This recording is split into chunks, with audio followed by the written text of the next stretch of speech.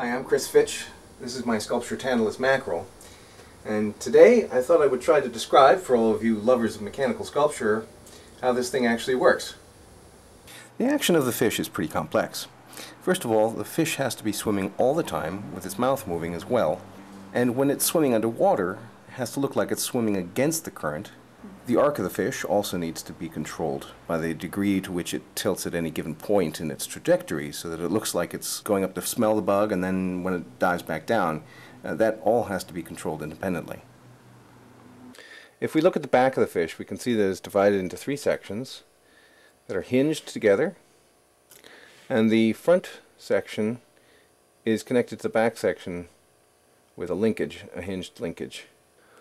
The whole fish is supported at its midpoint with another hinged connection. That rod is connected onto the main axle rod here in a way that allows it to be adjustable rotationally as well as in its position along the main rod. You'll also notice that on that same little block is the sliding fulcrum for the drive rod, which is this little thing here. And as that gets cranked, you'll see that it drives basically the front half of the fish, and the front half of the fish drives the back half of the fish.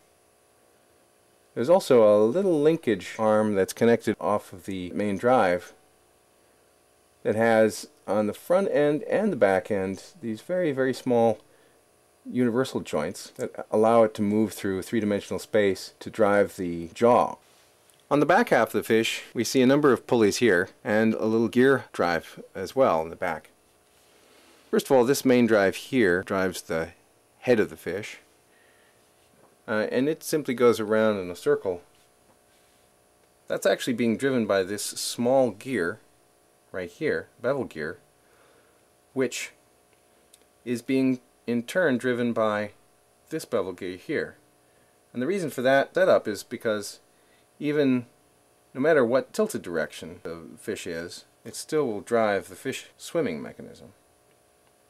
So this pulley here, the brass pulley, is actually driving this gear, which drives this gear.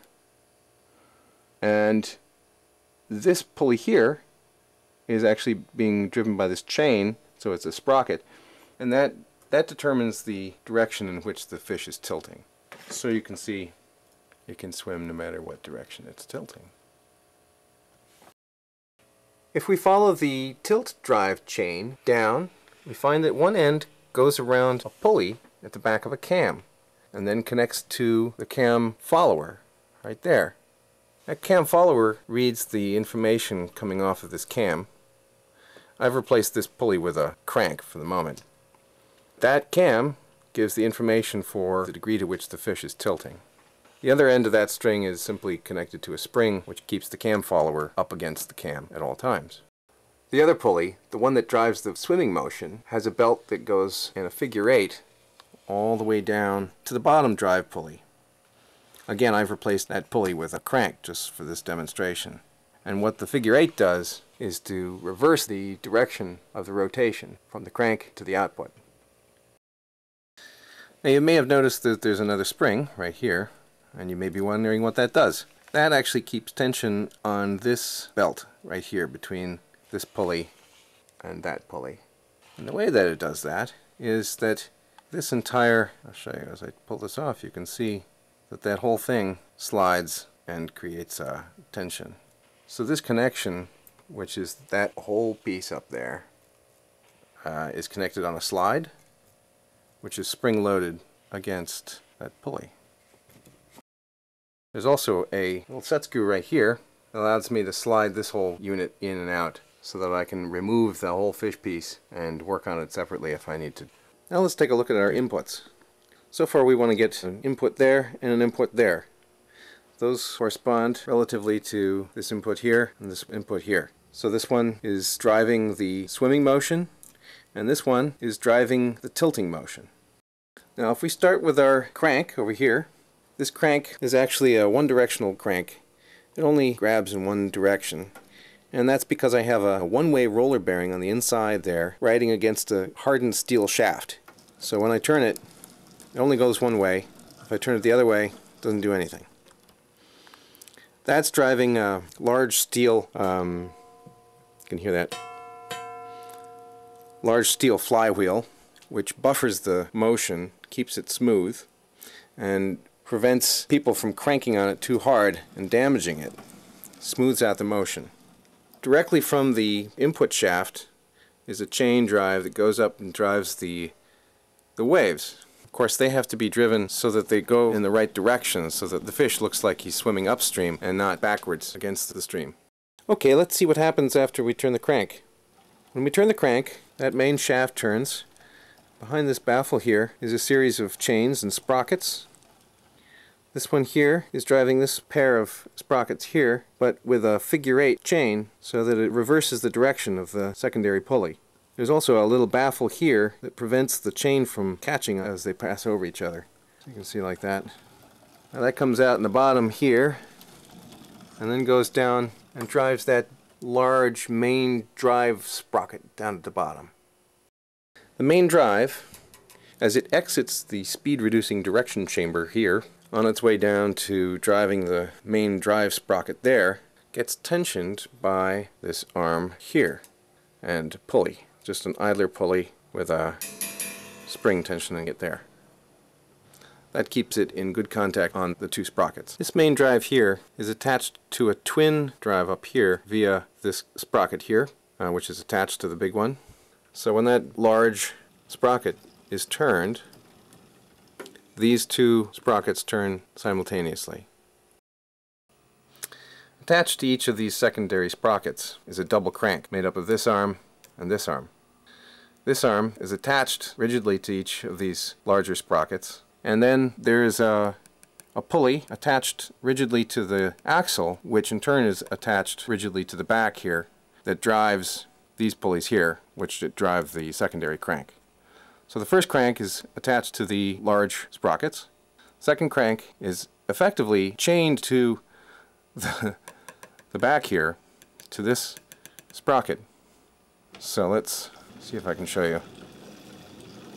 As you can see, this one is not moving, right? And because this one is moving around it, it's forced to rotate. And because it has another one of these figure-8 drives, you can see, it's rotating in an opposite direction from this, which actually allows this to rotate, the secondary crank here, to rotate in the same direction as the first crank, which is the kind of movement we want, because it creates a little dwell right there, and then it creates a big dramatic movement right there. So our fish wants to have a little sniff right there, and then he wants to jump right there.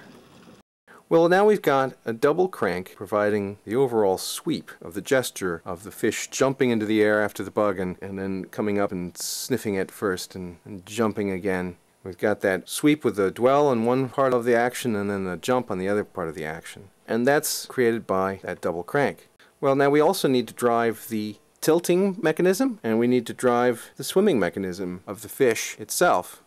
So if we know that this crank is going around twice for every rotation of that, because that sprocket to that sprocket is a 1:2 ratio, then we know that for every rotation that crank takes, that axle right there takes 2 rotations. Now for our tilting cam, we only want it to go around once, right? Because all of the, let's see if I can show you that. Oops. There we are. All the information for a single sweep is given on the outsides of that cam. So then we have a 1:2 ratio to drive that tilt cam up there. Then the other thing to figure out was where to put these slides and how to make them shape that output of the double crank into the kind of sweeping gesture I wanted the fish to follow. So you can see both the top and the bottom there are following that shape. These slides actually rotate at a pivot point there, and they have little rollers on them that keep these square pieces of tubing in place so that they can move and accommodate and shape that output. That just took a lot of figuring out, playing around until I got the right shape. I'm just going to hold this up here if I can. This is the bug linkage.